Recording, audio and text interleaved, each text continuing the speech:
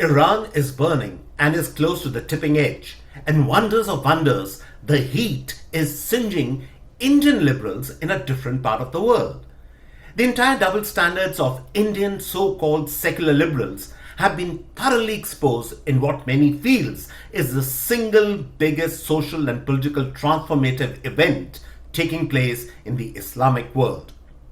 The Iran protests are no less significant than Arab Spring, and its transformative intent has far-reaching implications not only for the women of Iran, but also for the entire Islamic world and especially for the Indian Muslim woman.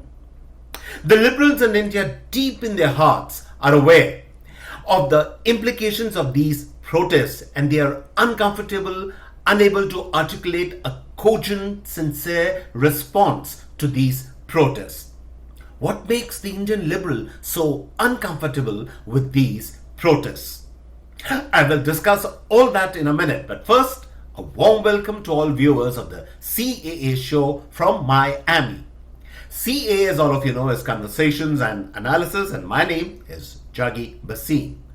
To watch our show, press the big red subscriber button on your screen, and subscription is, of course, completely free. Now let us first understand in very simple terms what these hijab protests in Iran stand for. The twin acts of thousands of Iranian women burning the hijab and cutting their hair short and then fearlessly marching the streets defying Iran's morality police and braving tear gas and bullets is courage unplugged on a mass scale. But even more than that, it is a clear revolt against patriarchy and hideous tradition, which in this case is not entirely religious but man-made. The Iran protests are a rejection of impositions of a rule-based social order and dress code devised by old geriatric men insecure of their own positions. The women in Iran understand too well that the fig leaf of a religious sanction is used as cover to deny women basic rights, equality, and their place in the sun. It is the old story of men ganging up to deny women equal rights. The Indian liberal up till now has been defending the wearing of the hijab, or rather the imposition of the hijab by Indian Muslim women as a case of free choice and respecting what Indian Muslim women really want. The liberals in their hearts know that they are making a case for the imposition of rigid orthodoxy and patriarchy of the worst order. They are making a case for dress wear that is alien both in tradition and aspirations to the Indian Muslim women because frankly, this kind of dress wear simply did not exist in India. It is a direct import from West Asia. It is an import whose wrappings conceal social order dictation and politics of the worst order.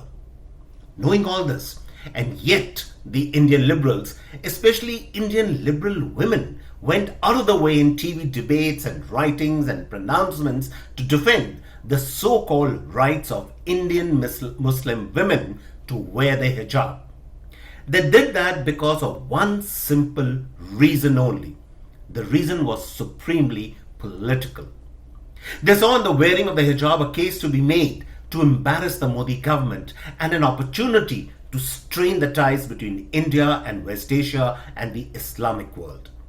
Not one Indian liberal cared, or rather dared, to make the case that patriarchy was dictating the imposition of the hijab on Indian Muslim women. The men simply did not wish women to rise as equals and enjoy the same rights and privileges as men. And the Indian liberals shamelessly defended this cruelty and imposition. Not a word of protest against the Iranian morality police crackdown by the likes of Javed Sahab, Shabana Azmi, Farhan Akhtar, Amir Khan, Arundhati Roy, Irfan Habib, and so many others of this liberal biradri. For all they cared, the Iran protests might have been an aberration, a silliness not worth talking about. The cat not only got their tongue, but probably swallowed it. The double standards of the liberal order in India on this issue does not mitigate to what really is going on in Iran. It is nothing short of a revolution.